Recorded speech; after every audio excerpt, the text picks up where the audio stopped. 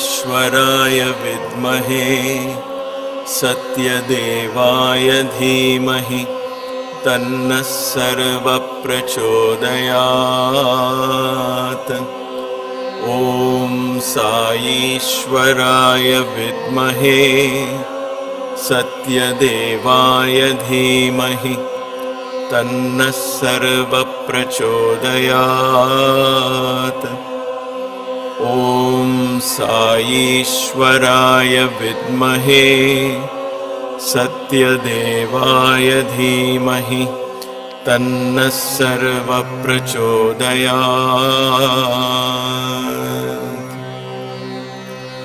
या देवी सर्वभूतेषु लज्जारूपेण संस्थिता नमस्तस्यै नमस्तस्यै नमस्तस्यै नमो नमः।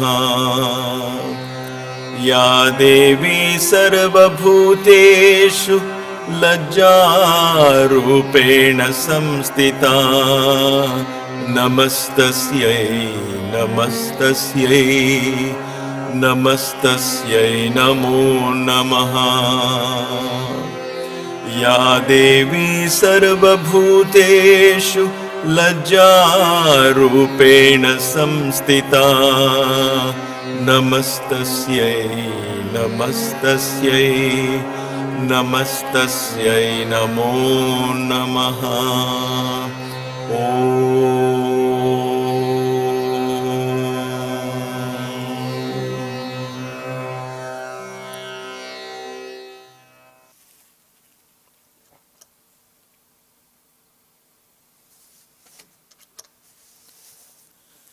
Namaste. Welcome to Kaivalya Yoga Gurukulam on this beautiful Friday evening for another Satsang on the Devi Khadgamala Stotram, for which we are so grateful that we are being given the chance to explore, to understand, to examine, and to learn. All this is a part of divine orchestration and divine grace. As always, let us begin the satsang with a prayer to the elephantine energy within us, the power of the mighty elephant, the mighty Lord Ganesha, who resides in the innermost recesses of our mind in the Mooladhara. Let us invoke him, awaken him, so he clears the path, clears the undergrowth, if you will, and opens the doors so that our heart, our mind, our intuition reaches out to higher dimensions.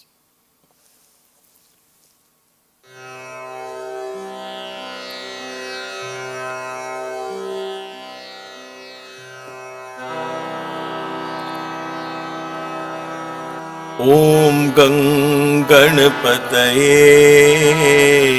Namaha. Om Gang Ganapataye Namaha.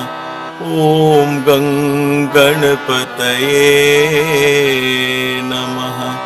Om Gang Ganapataye Namaha. Om Gang Ganapataye Namaha. Om Gang Ganapataye Namaha. Om Gang Ganapataye Namaha. Om Gang Ganapataye Namaha. ॐ गणपतये नमः। ॐ गणपतये नमः।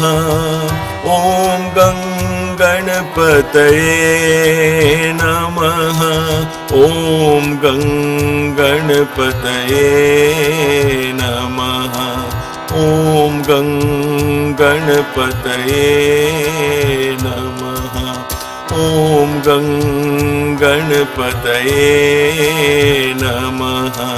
ॐ गणपतये नमः। ॐ गणपतये नमः। ॐ गणपतये नमः। ॐ गणपतये नमः। ॐ गणपतये नमः। ॐ गणपतये नमः। ॐ गणपतये नमः।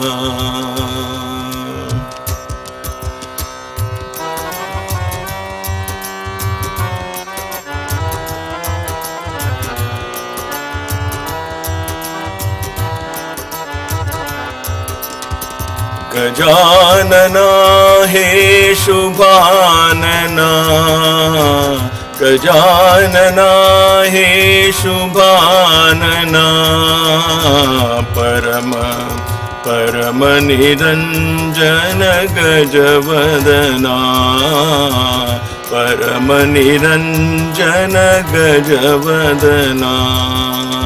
गजानना हे शुभानना, गजानना हे शुभानना, परम निरंजन गजवदना, परम निरंजन गजवदना।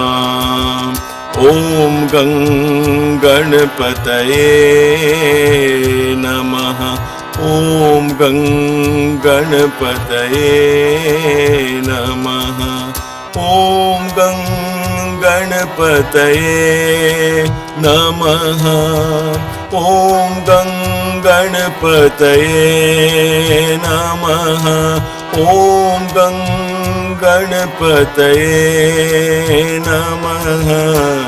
ॐ गणपतये नमः। ॐ गणपतये नमः।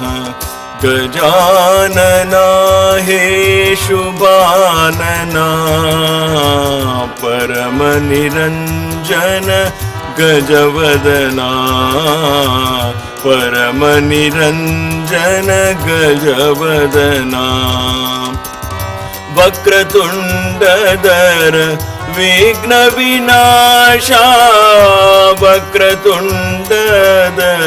विघ्न विनाशा, प्रणव स्वरूपा पर्तिपुरीशा, प्रणव स्वरूपा पर्तिपुरीशा, सिद्धि विनायक पाहि गजानन, सिद्धि विनायक पाहि गजानन, परम निरंजन गजवदना, परम निरंजन गजवदना।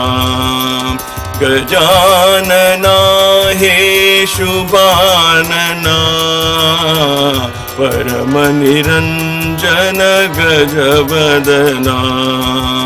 ॐ गणपतये नमः।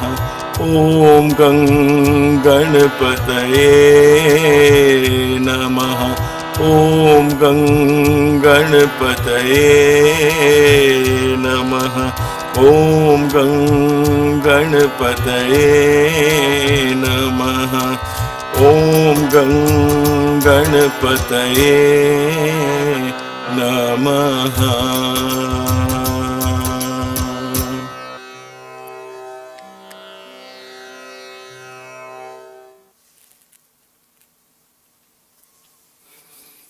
Namaste. Welcome for those of you who have just joined. Today, we shall have some lab work, if you will. We're going to learn, understand how these mudras are done, and you're welcome to learn them, you're welcome to practice along, and you can do so even out of curiosity, and that's okay. Before I go to the slides and begin introducing the mudras, I want to tell you how I learned it in Puttaparthi, and also I want to, first of all, let you know that these are practices that have been in vogue for so many hundreds and so many thousands of years, the Sri Vidya practice, that there are so many schools or sampradaya, as it's called, traditions that have evolved. So it is very likely that some of these mudras might slightly differ from one guru to another guru, or one teacher to another teacher, from one school to another school. You might ask, but shouldn't the mudras be exactly the same? I don't have an answer to that. Mudras are fingers, made by fingers. Fingers, when you bring them in a particular form, they begin to channelize the prana within towards that form. The mind has to understand the meaning and the significance of the mudra. A lifestyle has to accompany with the mudra, a spiritual lifestyle. It has to be done in a meditative state of mind. In other words, in a very prayerful, reverential state, you do it with full understanding of what is it that I'm doing. And when you begin to do that, your own revelations will guide you, what this mudra could mean to you and how it's helping you. You have to open that door. A guru or a teacher cannot spell it for you, this is what it is. He can share his or her experience. The teacher shares the experience, says, this is what I think it is, this is how it made sense to me. But then you have to not take their experience and their words and say, okay, this is what it is. But you can say, all right, I like that, I'm going to start with that, and then see how it reveals. It may not be very different, it might grow from there, right? But allow that to happen, give that freedom, give that space. What has happened to us in the course of this Guru Parampara, which is a very sacred course, this tradition rather, in the course of the years of the Guru and the Shishya, the teacher and the taught, because at one point only self-enlightened gurus would teach, the Guru would accept it. But even then, he was permitted to ask questions, he was permitted to examine. This started. So an exam not started, but you can get a very beautiful example of Arjuna and Krishna. Krishna is not simply an enlightened master, right? He's an avatar, an incarnation, speaking to Arjuna, telling him this is what it is. And then Arjuna scratches his head and says, wait a minute, but I have a question. And so it is okay to question. It is okay to examine. It's okay not to be able to comprehend something. But don't get into that, oh, he said it or she said it, I have to do it. No questions asked. That's where things become dogmatic. And then we become so rigid that there is no room for personal growth. Then you're just carrying, then it becomes a ritual. Why? Because somebody told me to do, I'm doing it. In my generation, I'm sure some of you might relate to this. When we were growing up, we asked questions. I asked a lot of questions about rituals. And I was told, this is what we are doing, you also do. Don't ask questions. Don't try to act smart. You know, that kind of approach made me rebel against the whole concept. And that's why I began to experiment and analyze and examine every teaching that I've ever come across. I will never take it on the face value unless it just clicks right from within. Right? Certain things just click. Then it's okay. But even then, I'll always leave the room open, the door open for learning. And to me, that keeping that door open for continuous learning, continuous expansion is enlightenment. Because enlightenment is a journey. It's not a static goal. You can't say, okay, I'm enlightened, now I know everything. You rub your hands in glee and start helping people. It doesn't work like that. Because the moment you close the door and say, I know it, then you have stopped learning. Enlightenment is a process, not a static goal. And as long as you keep that door open, you are getting enlightened. Every day, you and I, when we get new aha moments, new perspectives, new ideas, we are getting enlightened. But we may carry a strange idea, a fantastical idea, if you will, a fantasy of what enlightenment should be, that one day I should get up and I see light everywhere and all of that. That could happen, but that's an experience. That experience of seeing light everywhere, feeling light in your body, or what all that has to result in wisdom. And that wisdom has to result in transformation of your personality. Otherwise, merely getting experiences, oh, I held this mudra, I felt a shiver in my spine. Okay, wonderful. And then what? Nothing, right? This is why Baba would always downplay experiences. He would always tell me, especially, and I've said this before also, he would always say hysteria, danta hysteria. Hysteria, monkey mind, hysteria.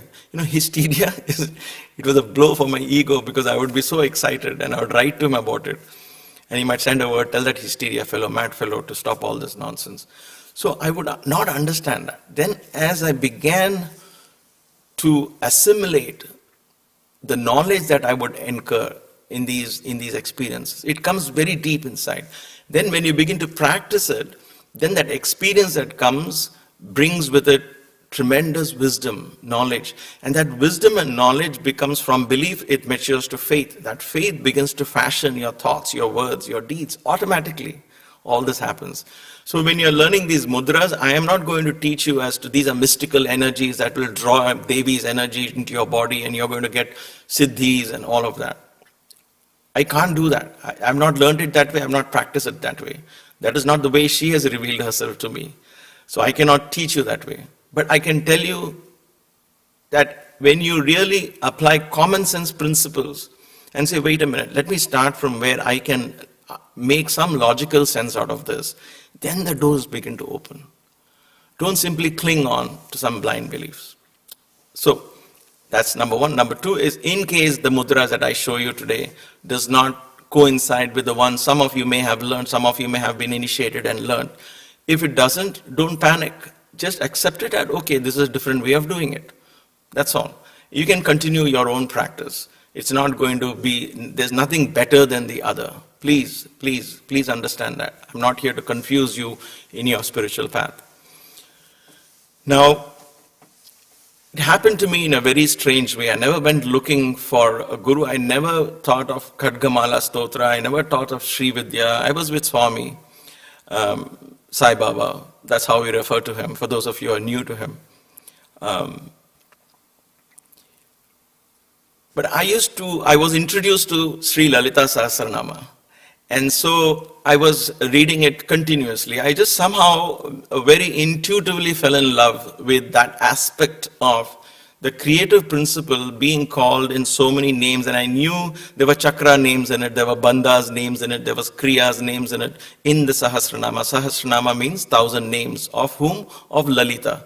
So she's the goddess here. She represents the creative energy of the universe. She's Raja Rajeshwari sitting there.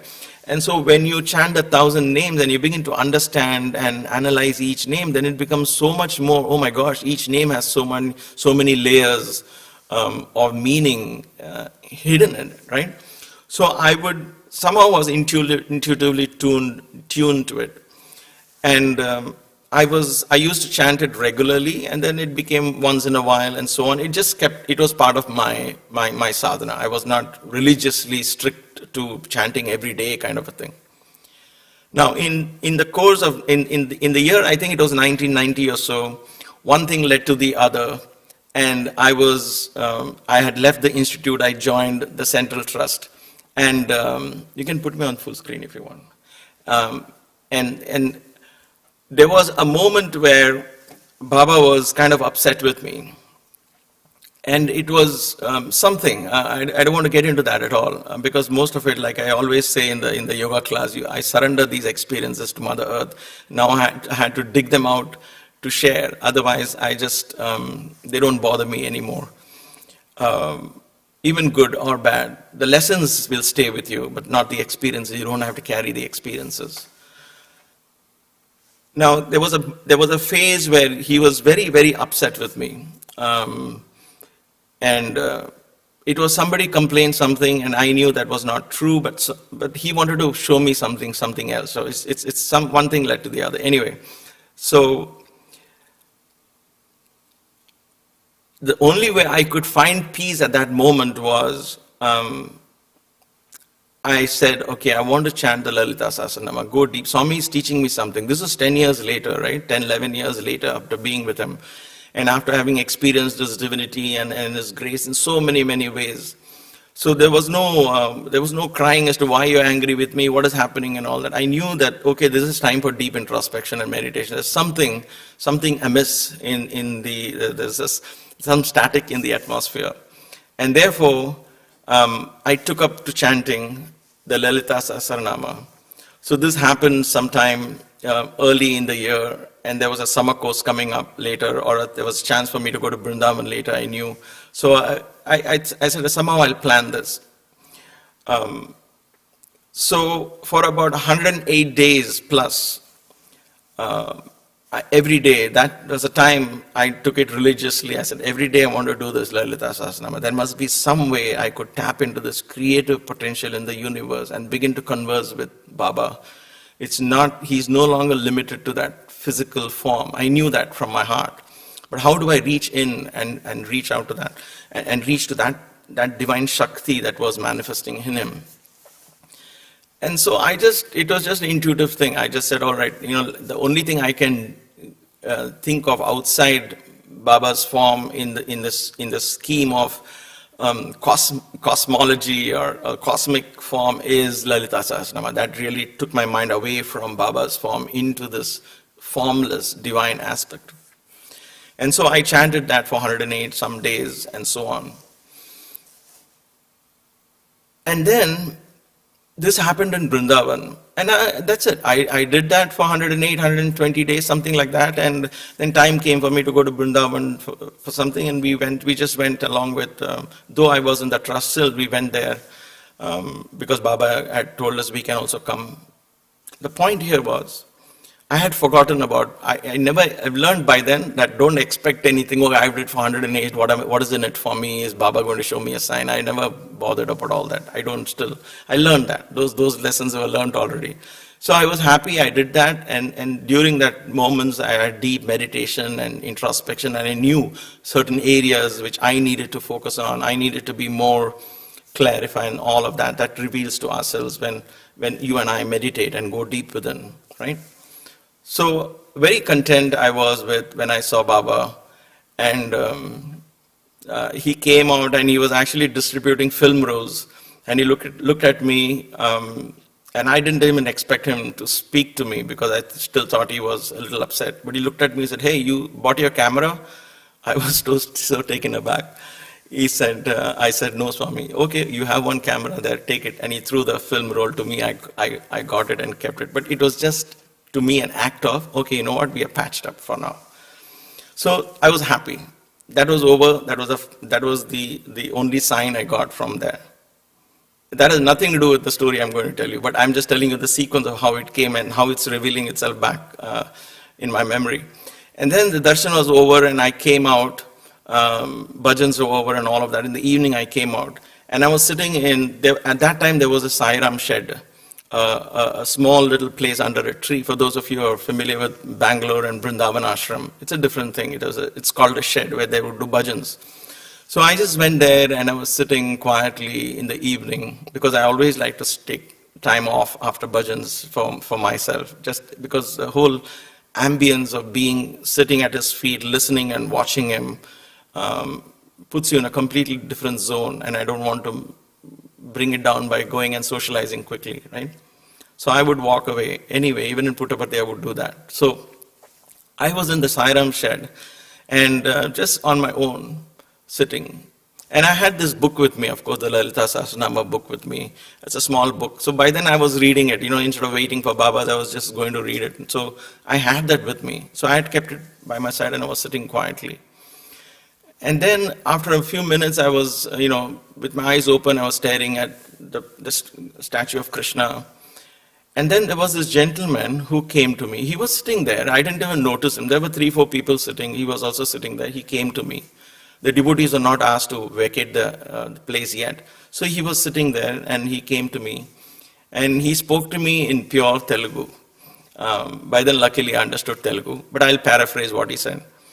He said, Naina, he called me. And he said, I noticed that you have a Devi Pustakam in your hand. Are you a Devi Upasaka? He asked. I looked at him. That was perhaps the first time I heard a term like that, Devi Upasaka. I said, no, I'm not a Devi Upasaka. I'm reading Lalita Sahasranama. I like the names, the 1,000 names. So I'm just, I tell like that. I didn't want to engage in a conversation. He said, Kadu, I want to give you something. Can I sit down and give you? I said, okay. As students of Baba and as being brought up in a very closed environment there, you're not supposed to interact with public people. And I was scared. What is this? He's saying, I want to give you, and he want to share with you something. So I said, okay, he was a very elderly gentleman, 65 years or so. He was very dignified. He had a pattu on pattu means a silk, angavastram. He had a silk dhoti. He was very elegant looking, very dignified. So because he was like that, I said, and he knew he was not something, just trying to speak to me kind of thing. So I said, okay, sure, what is it that you would like to share or give something? And he said, show me your hands. I said, okay, I showed my hands. And he held both my hands. And he said, I will teach you some mudras. So my ears perked up. Oh, okay, you're going to teach me mudras. Because anything about yoga, I'm always interested. He didn't look like anybody who would do yoga asanas. But he said, I want to teach you mudras. I said, okay. So he held both my hands and he started rubbing them. He said, it's very simple, just simply understand. I just want to teach you today. Whether you remember it or not, whether you do it or not, is not my problem. I just want to teach you. And he said something like, I'm being guided to teach you. So I said, okay. And then he explained, these are the 10 mudras that you learn as part of Sri Vidya, but you learn it now, he said. I said, okay. And then he taught me these mudras. They were very simple, extremely simple, because I was ready for really getting into some awkward positions with my fingers, except the last two were a little difficult. But they were all very, very, very simple. And then he said, whenever you can practice this, whenever you are in Sai Sannidhi, practice it. And so I just felt very grateful. I said, can I give you something? He just smiled, patted me and walked away. I thanked him a lot profusely, not understanding how did this happen, why, what did he see in me? I had no idea. Maybe it was a book that he saw and he felt like sharing something. That is how I learned these mudras. I don't know who he is, I don't know what class he represents, I don't know what school he represents. I didn't even expect these to be mudras of the Sri Vidya. He just said, this is Sri Vidya mudras, learn it. So I thought, okay, something. And then when I was reading Lalita Sahasranama, again, these names come up, and I started putting 2 and 2 together. And for a couple of years after that, I was religiously practicing. And then I got married, and then suddenly there was a big break. Somehow it just didn't gel until many years later, I brought that practice back. The point here is that these mudras, and he said this, I've learned this from my guru in Andhra, whose guru is from Kerala. He said something like that. Okay, so I know that I am from Andhra, my guru is from Andhra, and his guru is from Kerala. So I'm teaching you. I said, okay. So I learned that. So what you're going to see is those simple, very simple mudras which I've learned. That's the only way I know. I have not eked out a teacher to learn more or learn different styles. I'm not interested. I find it peaceful. I learned it in Sai Ram Shed. I learned it in that ambience of Puttaparthi or Vrindavan, and I'm very happy with it. So allow me to share that. And again, please please take this and just listen to it and learn it. If it pleases your heart, if you feel like following it, please do so. Mudras are therefore the practical way to harness the energy of the Siddhi and the Matrika Devi, right? Because this is now the third wall of the first Avarna. So if you go to the slide, you will see that now we are on the third wall of the first Avarna. So the first, once again we come back to this place. The first mudra, therefore, and we won't complete all the 10 today, but we will take one at a time. The first mudra is called Sarva Sanktrobhini mudra. Sarva Sanktrobhini, Sarva Sanktrobhini. Sanktrobhini means vibration, means agitation, means change. It shakes up. Something which shakes up, right? Whatever the other, let's call it, I think I use the word agitation. And don't let that scare you. Oh my God, my whole life is going to get shaked up if I do this mudra. It doesn't work like that. Because understand it, this is linked with the other, right? What is the siddhi here? It was the anima siddhi, right?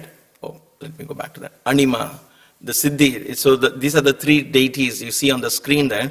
You will see these are the three energies, right? The last one is the mudra. So anima siddhe. Anima siddhe is humility. And humility comes with creativity. But for that Devi creativity to arouse her, to propitiate her, you need agitation. Creativity cannot be done within your comfort zone, right? In a lighter vein, I'm saying this. You have to break the rules a little bit. You have to bend the rules a little bit. For example, poetry. You've learned a particular language. You learn the grammar of it and so on and so forth. Like English, for example. When I say I go there often, I say often. I don't say oft. I don't go there oft, right? But then you go to William Wordsworth, who sees the daffodils, and then he says, oft when on my couch I lie, in vacant or in pensive mood, they flash upon my inward eye in the bliss of solitude. Oft when on my couch. So oft, what is oft? You're breaking grammar. You just be often. You can't say that. The beauty in that poetry comes when he shakes the foundations of everything he learned. That is the beauty here. That is why in yoga, the first thing is your earth element and water element, the hip region, the pelvic region, the hamstrings, the lower back. These have to be worked time and again, time and again, time and again. So apart from getting rid of lower back problems and getting a stronger back and a flexible spine and all of that, those are physical benefits, right? Incidental, they will come. But apart from that, the greater energy is the earth element in you gets shaken. Every rigidity, the rigid mindset, the conditioned mindset, all of that gets loosened with the Hatha Yoga practice. Okay? So, Sanktrobhini mudra is that which creates, that which excites. I put vibration. Okay, vibration. I knew agitation was a little scary word. So I changed it to vibrations, but agitation is coming now to me. So that's what it means, vibration, agitation. It begins to shake you from your comfort zone. Come on, think, be creative, right? When are you creative? When there is very little money and when there is a lot of things to achieve, you become creative in how you apply that, right? That is creativity. So in economy, in a culture, in a community, in large-scale economy, same thing. You have to be creative when you have to shake up certain things. So that is the kind of power this mudra has. So don't mistake vibration or agitation by, oh my gosh, something is going to happen.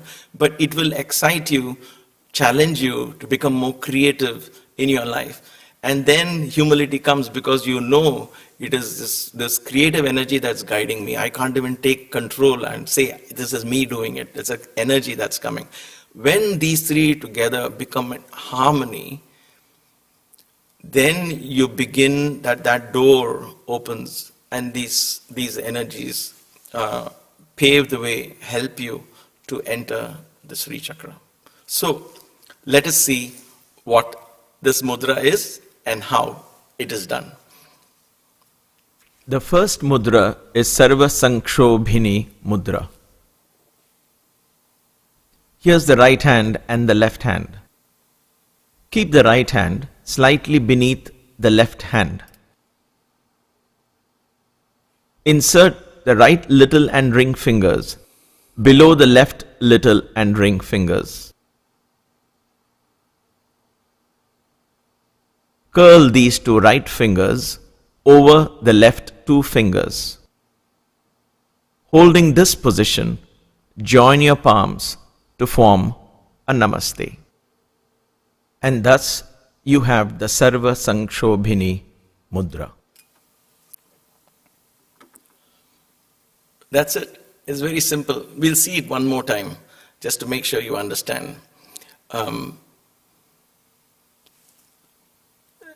Sarva Sanktrobhini is right hand goes from underneath, your little finger and ring finger crosses it, you close, and then you bring your palms together and you do a namaste. So when you do a namaste here, though, when we did this, I had to sit down and do it above my head so that the camera doesn't get anything else and it looks clear. I hope it's clear. We did our best and I'm sure there is room for improvement. But as of now, I think this is good for us to start off and at least go through with this. So let's watch this again and learn how to do this. So when you do the mudra, because I've done it like this, you don't have to hold it like this. You look at the mudra from the top. Just as you're seeing it in the screen like this, you do the mudra, you point the fingers out and you look at it. So what you're seeing you have to see that. Because not only are you forming your eyes and all of that has to go together. Let's see it one more time and then we will analyze it a little more. All right, let's see. The first mudra is Sanktrobhini mudra. Here's the right hand and the left hand. Keep the right hand slightly beneath the left hand. Insert the right little and ring fingers below the left little and ring fingers. Curl these two right fingers over the left two fingers. Holding this position, join your palms to form a namaste. And thus you have the Sanktrobhini mudra.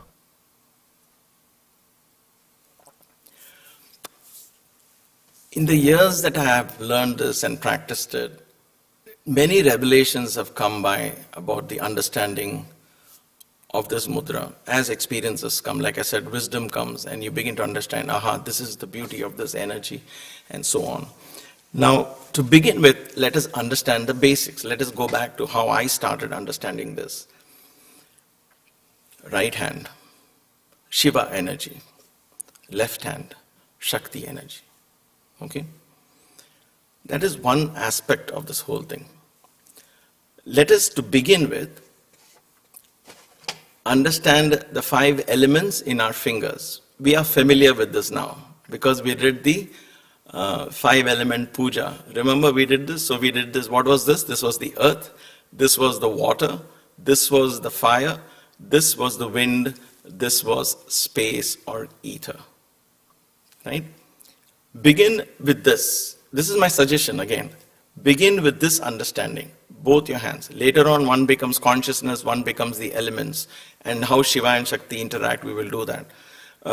We don't have to, I won't get into that aspect of it because then we will be spending a month just on one mudra alone. I don't want to spell these things out for you, but I'll get you started off just to help you if you think this is helpful. Think of these 5 elements. These mudras that have been part of Devi puja and regular puja rituals and all of that, all the mudras that accompany outside the Sri Vidya circle are also connected with all these 5 elements, right? That is why we establish right in the beginning of any puja, Lam Prithvyatmikaye Gandham, right? Ham Akashatmikaye Pushpam and so on. So earth, space, air, fire and water. In the first Sarva Sanktrobhini mudra, and up to the 7th mudra, there is one thing that is common here. Okay? That is the little fingers. What do these represent? Earth. Earth and water go inside and are hardly seen. The earth element and the water element are hardly seen. The earth contains all our unconscious, subconscious mind, memories, beliefs, rigidity, and all that I said, right? Memories of past lifetimes, everything is stored in the earth. Earth is the physical body, physicality that you see. It goes deep inside the mudra. It doesn't play any role, not much role. It goes hidden inside, subtle role, soft inside. Then there's the water element, which is sensual experiences and everything that the senses give us, especially with the sense of taste. And why is sense of taste? Because idea of experience, right? Only the tongue can really experience and absorb it inside. So earth and water element are inside. They are not active in the 7 mudras out of the, 8 mudras out of the 10. They are not active, they are inside. So what are the three that are active here? Space, air, and fire. So this mudra straight away starts from a higher, invoking the air element, the fire element, and the space element. Sarva Sanktrobhini.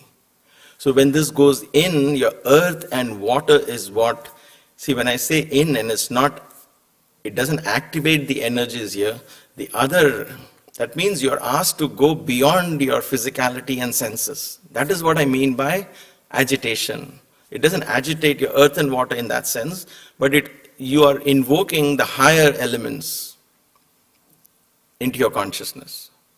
Fire, wind, space. So breathing, pranayama, air, breath, all of that. Fire is Ram energy. Air is Hanuman energy. All these are high. Suddenly your consciousness goes up instead of starting, give me money, give me security and all of that. All that is gone in. So that is why you are now an air. What happens to fire? Fire is the element that goes up. Water goes down. Earth is always down. These are all gravity-oriented elements. Fire starts going upwards. Air is all around, right? Feeding into the fire. And space is expanding. So right away, your consciousness begins to open up. Creativity, upward, onward, forward, Godward, don't look back. That is the kind of energy this mudra gives. So you have to start thinking about that. When this is amazing. All these three, what do these 3 fingers mean to me in mudra language? If these are the elements, then they are all pointing out. They are awake in me. How do I relate to that? So use that. Understand that. Now again, these elements and the fingers, I'm just going back to very traditional South Indian practices in Tamil Nadu, Kerala, Andhra, and so on, in the pujas, in the temples. Now there are versions from Hong Kong and China and all of these modern things. I don't practice. I can't speak for that. So I'm telling you the way I learn it. All right. So this is Sarva Sanktrobhini mudra. If you go back to the slide, you will see that all these 3, now you connect humility, creativity. And if you want to dig out the creativity from within you, start doing Sarva Sanktrobhini. Anytime you want to be creative, you want to think out of the box, then form this mudra and meditate and sit and think of whatever idea it is. I need to figure a way out. What do I do? Just form a mudra and sit, Sanktrobhini mudra, and gently allow that energy to form itself. Don't expect miracles overnight, because like I said, all of these require a general spiritual lifestyle. These are not a 2-minute fix for somebody who's otherwise not even tuned into any of this, who just wants to say, okay, give me one mudra, I'm in trouble, give me that. Oh, is it working? No, it's not working. It's not going to work, right? Slowly practice this and see if it works for you. Sarva Sanktrobhini mudra. It's a great energy. We bow to her. And then we proceed to the next mudra. The next mudra is Sarva Vidravini mudra. Sarva Vidravini mudra. What is this? Next siddhi was what? Lahima. Lahima was being light. Being light means not being bogged down by attachments, non-attachment or detachment, vairagya that comes in. That Maheshwari is in charge there. And Maheshwari, this is Shiva's energy, this right? So Sarva Vidravini is one who puts everything to flight. That's mudra, it will chase things away. So look at the beauty of that mudra connected to attachment. It's going to chase attachments away. Now, please, let me make it very clear. It doesn't mean you will stop loving your children, loving your near and dear ones. Okay? So husbands, if you're listening, don't be afraid. Don't panic. Your wives are not going to stop loving you. And vice versa. Don't mix attachment and love. These are totally two different energies. One binds and one liberates. Love has nothing to do with attachment. We are confusing the two. Attachment is a very base form of love. Okay? But love is a lot more, much more than attachment. Don't confuse the two. In attachment, you seek to control. In love, you don't seek to control, you seek to inspire. Right? So understand and contemplate again on these meanings. So don't get confused and saying, no, I want to be attached to my family. I don't want to stop loving my family. It has nothing to do with love at all. It will give you the sense of freedom. This mudra, because it puts all that things which you are afraid of. Oh, what will happen to my child? What will happen to my husband? Or what will happen to my wife? Or what will happen to my this or that? All that things which attaches, and out of fear that you are attached to this plane, the earth and water element, it removes. Vidravini, it puts it to flight. So how is this mudra done? Just as you're doing the pradakshina, remember, you are flowing from one mudra to the other. Okay? So keep that in mind, because we're going to start from the first mudra and then go into the second mudra. So for Sarva Vidravini, how is this mudra? What is this Shiva principle? What is the mudra he uses or she uses to drive the attachments away? She puts them to flight. Okay, they fly away in the face of this mudra, Vidravini, powerful mudra. So how is that done? Let's take a look at that. The second mudra is Sarva Vidravini mudra. From the first mudra, open your palms, keeping the curled fingers in place, bend the middle fingers of both hands and bring the palms together, resembling a namaste. And thus you have Sarva Vidravini mudra. How simple is that? But because it's simple, don't underestimate the energy that is generated within us. Sarva Vidravini, look at that. All these becomes like a spear in Devi's hands. She will drive all these. It says it's flight. That's why I said flight, puts things to flight. That's the energy of this. Beautiful. And see, the beauty here is that flight, that fleeing that I talked about, that she chasing things away in this mudra, that energy, that Devi, Maheshwari does this for you. Maheshwari doesn't do this out of anger. So the fire is inside now.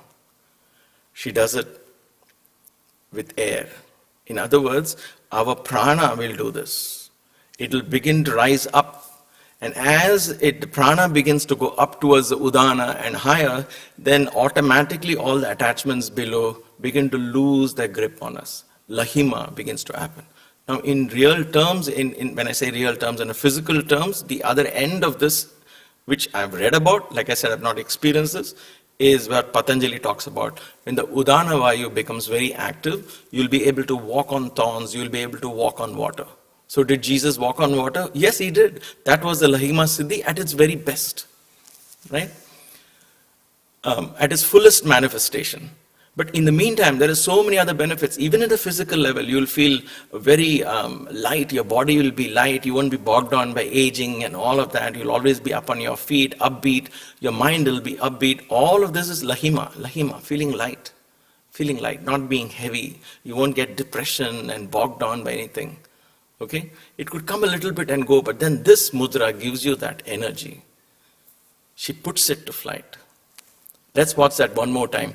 and we'll come to the end of the satsang because I know we are running out of time. So let's take a listen once more to this. The second mudra is Sarva Vidravini mudra.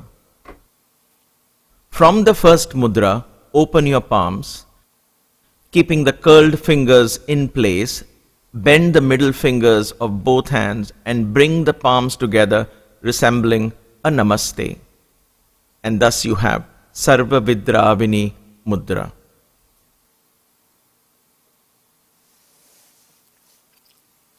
You know, when I met this priest in Kanchipuram, and he initiated me into the Sri Vidya, I told him about this incident. He said, "Appadina enna unak Devi kuduthachu." In other words, he said, so that means you've already been blessed by Devi. I'm not going to teach you any more mudras. You keep practicing like that. That was his very simple attitude. He didn't say, what was it? Show me. Is it correct or wrong? I have to see. None of that. He said, oh, in that case, if you have been taught in that presence of Baba, then it's already done. Why am I saying this? Is because when you go around now YouTube, you may not find these mudras. Or you may, I don't know. But some of the schools, some of the sampradayas have become very popular, more popular than the other schools, other sampradaya, other traditions, for whatever reason, right?